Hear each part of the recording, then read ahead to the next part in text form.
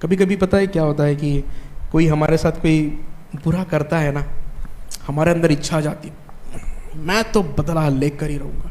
जब तक मैं उसको उसकी नानी याद ना दिला दूं ना, तब तक मैं चैन से नहीं बैठ सकता है? जब तक मैं उसको धूल ना चटा दूं, जब तक मैं उसको दिखा ना दूं कि मैं कौन हूं, किससे उसने पंगा लिया है, तब तक मैं चैन से नहीं बैठूंगा, मैं आराम से नहीं बैठूंगा। बताकर ही रहूंगा कि उसने किससे पंगा लिया है, किससे उसने मुसीबत मोल ली है, किससे। जब आप ऐसा सोचते हो, जब आप ऐसा करते हो ना, इसका मतलब ये है कि आप परमेश्वर को कुछ करने देना ही नहीं चाहते हो। आप चाहते हो कि सिर्फ आप ही करो। परमेश्वर बोलता तेरे को चटाने जा, तू ही नानी याद दिला उसको, मेरा क्या काम है।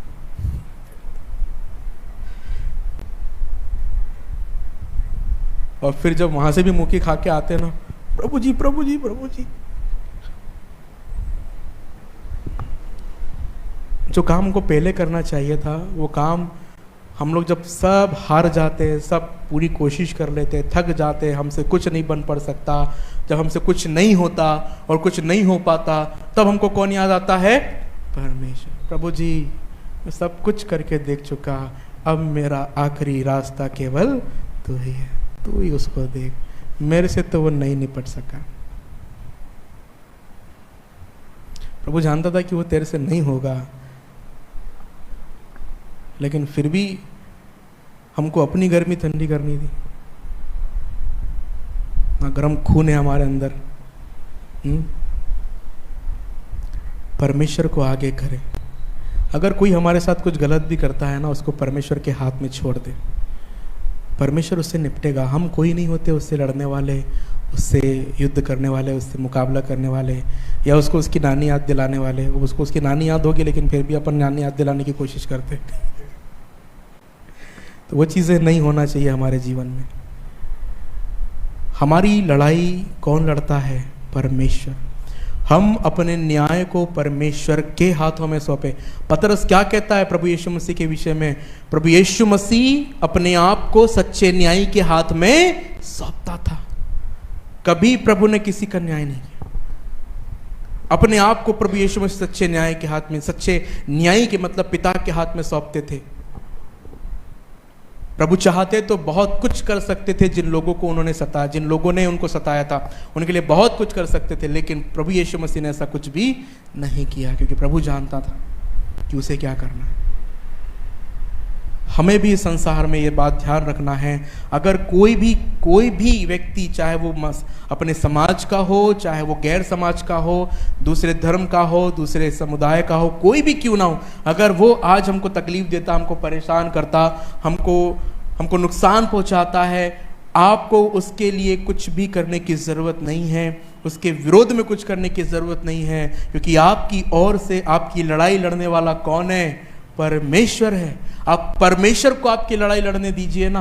आप विश्वास कीजिए, जिन भी लोगों ने आपको सताया होगा ना, वही लोग आपके सामने आकर अपने सर को झुकाकर आपसे माफी मांगेंगे। ये भरोसा आपके अंदर होना चाहिए।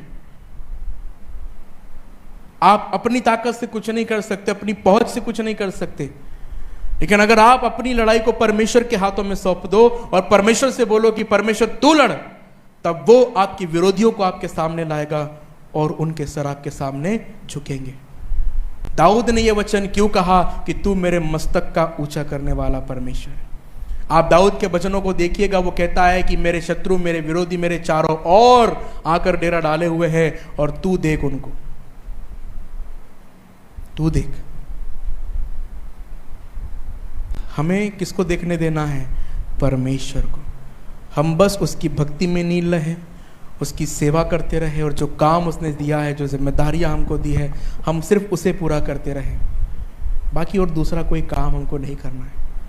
कोई हमें नुकसान पहुंचा रहा है, कोई हमें चोट पहुंचा रहा, कोई हमें भला बुरा कह रहा है, कोई हमें गाली दे रहा है, कोई हमें अपमान कर रहा है, कोई हमारी निंदा कर रहा है, कोई हमारी बुराई कर रहा है, कोई हमारे साथ चाहे कुछ भी क्यों ना कर रहा हो, आप ध्यान रखें, इन सब बातों को एक जन है जो देखता है, और वही है जो सबका न्याय करता है। लेकिन आप अपना न्याय अपने हाथों में ना लें। परमेश्वर को आपकी लड़ाई लड़ने दीजिए। परमेश्वर ही है जो आपको विजय दिलाएगा। परमेश्वर, आप नहीं जीत सकते लेकिन परमेश्वर आपको जिताएगा। लेकिन आपको आपकी लड़ाई किसको लड़ने देना है? परमेश्वर को। क्योंकि अभी अपन ने क्या पढ़ा? युद्ध किसका है? परमेश्वर का है। तो परमेश्वर की लड़ाई हम परमेश्वर को लड़ने दें। परमेश्वर अपनी तरीके से अपनी लड़ाई को लड़ेगा और विजय हमको दिलाएगा। इतना भरोसा हमें परमेश्वर के ऊपर होना ज़रूरी है। शाऊल के अंदर ये चीज़ें नहीं थी, लेकिन दाऊद के अंदर ये चीज़ें थी। और इसीलिए हम लोग देखते हैं कि जब दाऊद ने यहोवा के नाम से गोलियत का सामना किया तो परमेश्वर यहोवा ने उसको विजय दिलाया। और वो भी कितने पत्थर से? सिर्फ एक पत्थर से। विजय दिलाने वाला कौन है?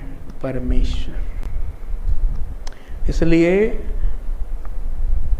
अपने संपूर्ण मन से अपने जीवन की हर एक परिस्थितियों में सिर्फ और सिर्फ परमेश्वर पर भरोसा रखें, उस पर विश्वास रखें और कभी अपने आप से कुछ करने की कोशिश ना करें। अपने आप को प्रभु के हाथों में सौंपे। अगर कोई हमारे साथ अन्याय कर रहा, कोई बुरा कर रहा है, कोई तकलीफ दे रहा है, उसे भी प्रभु के हाथों में सौंपे। उससे ना लड़े। उससे लड़कर हम अपना समय और अपनी शक्ति खराब करेंगे और कुछ नहीं। लेकिन जो शक्ति हम उनसे लड़के खर्च करते हैं, उस शक्ति से हम प्रभु की महिमा करें ना, उसकी इबादत करें, उसकी आराधना करें, उसकी भक्ति करें, तो हमारे परमेश्वर को उससे महिमा मिलेगी। और जो भी कुछ हमारा केस रहेगा उसको लड़ने वाला कौन रहेगा? हमारा परमेश्वर। और मैं निश्चय दिलाता हूँ कि जब आप अपनी लड़ाई प्रभु के हाथ में दोगे ना, आप कभी पराजित नहीं होगे, कभी भी नहीं। लेकिन आपको आपकी लड़ाई परमेश्वर को लड़ने देना है। जब आप ऐसा करोगे तब परमेश्वर ही आपको विजय दिलाएगा। आइए अपनी आंखों को बंद करें, प्रार्थना करें।